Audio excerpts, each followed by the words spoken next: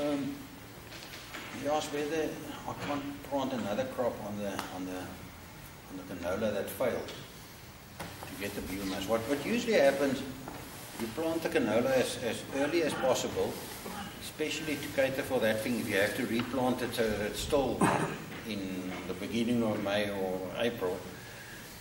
But it takes a while to really decide whether this camp is still a canola camp or not. Now, let's say then the second time you plant it is, say, the 10th of May, which is late already for canola.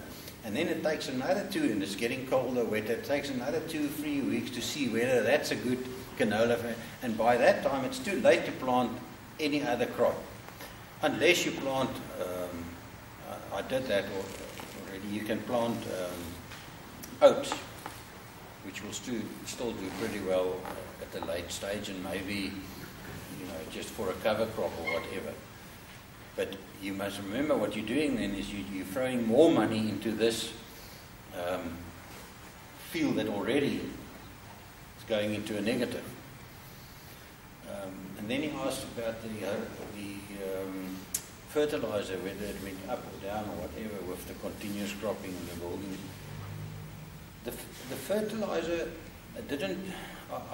I didn't make the calculation yet to really see, but I don't think it will go up. What actually just happens, you just spread it over the years.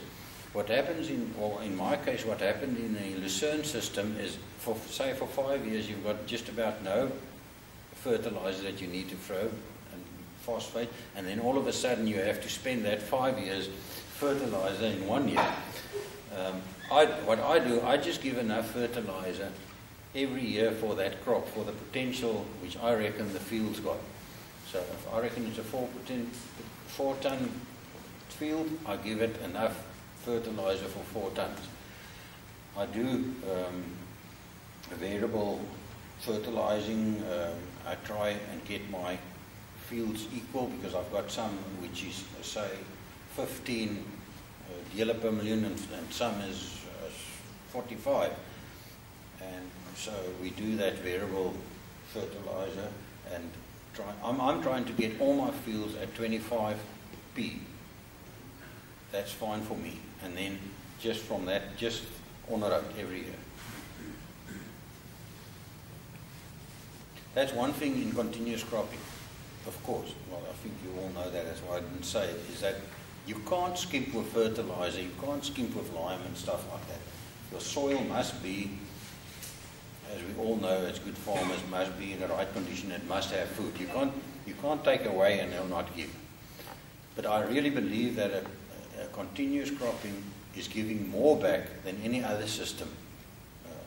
And I think it's been proven in most of the parts in the world. If you give everything back that you take out everything. I know. How much P and N are you giving per ton potential?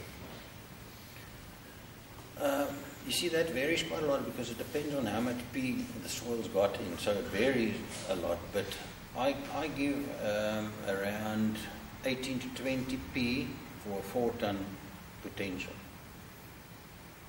N? In wheat, I go up to 100 N, which is 40 with planting and 60 with one top dressing, which is quite early. I'm going for tonnage, not necessarily quality. Yeah. And barley, I go up to 80 N. I was at 100 N with barley, but I'm coming down now.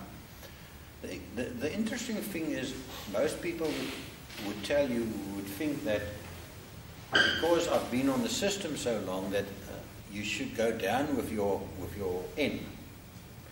But where I live, where it's a reasonably wet area and so, you must be very careful of that. You still need a lot of N. And you need to learn that on your own farm. Where's your turning point? When's it too much N? But I always say, rather give it too much and burn your fingers a little bit there than too little, because you're going to burn your fingers less with too much and too little. So I take it up, and then I look at the year, look at the rainfall and get the total picture, and then I say, okay, I think I've reached my peak on this specific field, so I bring it down a little bit, maybe 10, 20 N, that's all. Ons